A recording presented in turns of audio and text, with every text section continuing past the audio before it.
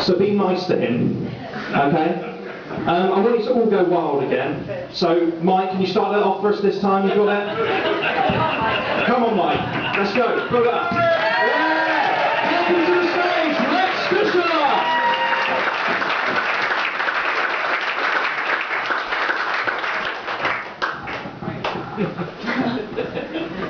Hi, I'm Rex.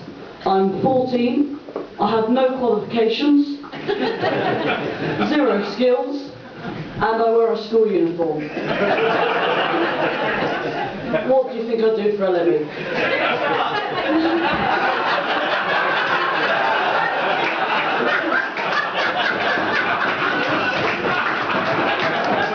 That's right, I'm at school, yeah, I'm a schoolboy. But what I'd like to do though, one day, is I'd like to become a stand-up comedian. By this, I mean a proper stand-up comedian, a proper adult stand-up comedian. By adult, I don't mean an X-rated pornographic stand-up. You know, all knob jokes and bondage gags. No. By adult, I just mean a stand-up who doesn't have to be in bed by 9 o'clock. So, I told my careers teacher this, that I wanted to become a stand-up comedian, and you know what she said? She said, "Go on then, Rex, make me laugh." So I went, alright. Man walks into a doctor's surgery, yeah? He goes, "Doctor, doctor, I've got a steering wheel stuck down my pants." Doctor goes, "Oh my God, that must be driving you nuts."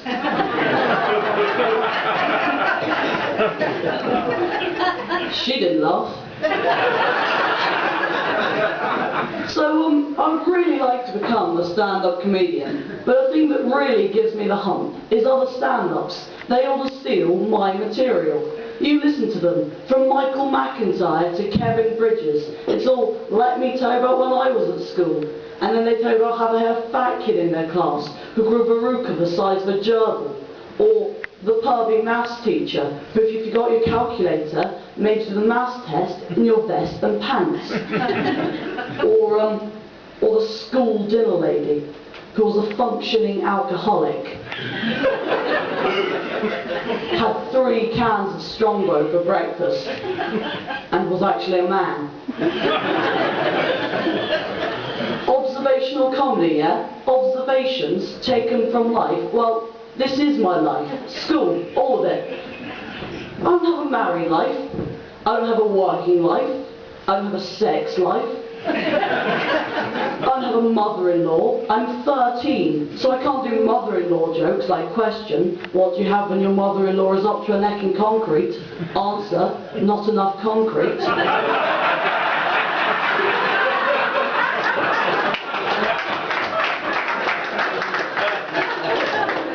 I don't have a boss, so I can't do boss jokes like, "My boss isn't very computer literate. He thinks hardware is a complicated software." I don't do dinner parties. I don't travel up and down the country to various gigs, so I tell funny anecdotes about airport baggage carousels or lippy taxi drivers. School, that's it. And I'm not even halfway through yet.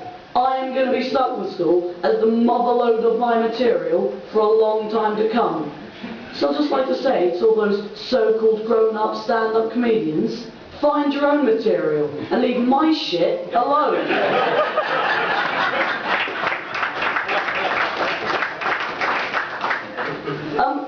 So what I'd really like to come up here and talk to you all tonight about is, well, my penis.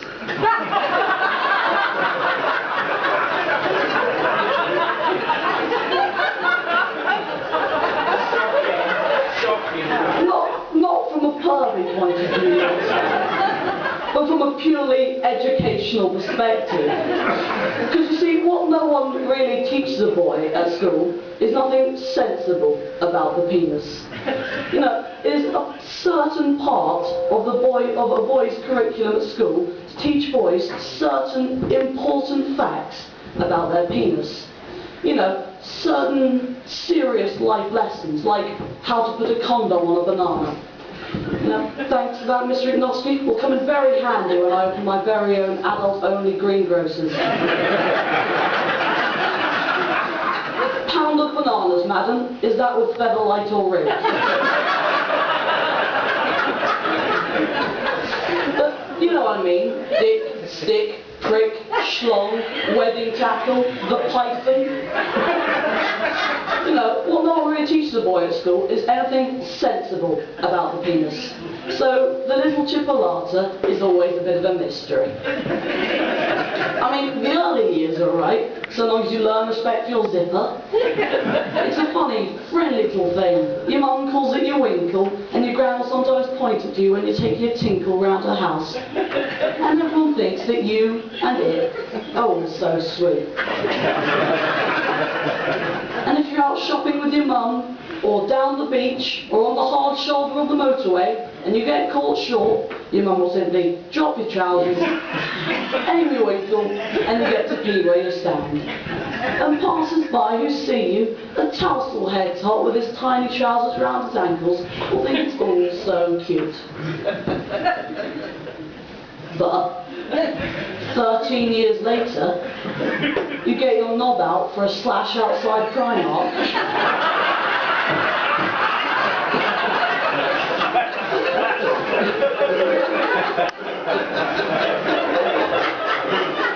Then no sooner do you point Percy than some fascist cop zaps you with a taser and slaps you with a dickhead phone. Same knob, same function, only this time it's an arrestable offence. So the best thing at school... Wait,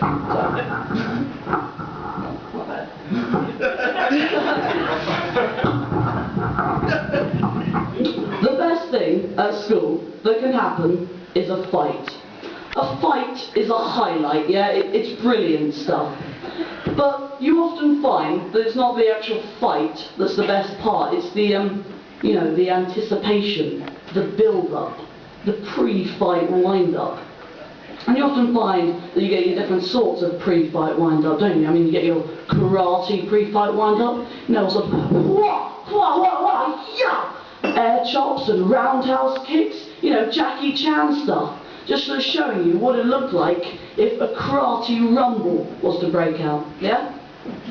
And then you get your, you know, your more old school, your fisticuffs, innit? You know, your Queensberry rules, you know, jabs and uppercuts, ducking and diving, bobbing and weaving, you know, your boxing pre-fight wind-up. Just showing you what it looked like if a boxing ruck was to break out. And then you get your ultra hard. You know, the guys who are basically saying, I'm so frickin' tough. Don't even need to use my hands to beat you. Might even just beat you with my chest. Fighting with the boobs, mate. Fighting with the boobs. You know the ones that mean cockcrow strutting? But you often find that every school fight, well, every school fight I've ever seen, always ends up looking something like this.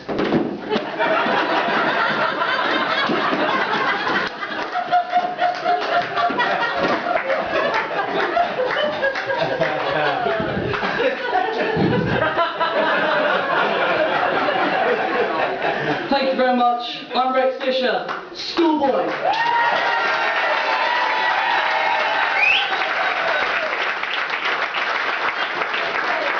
People get it for Rex.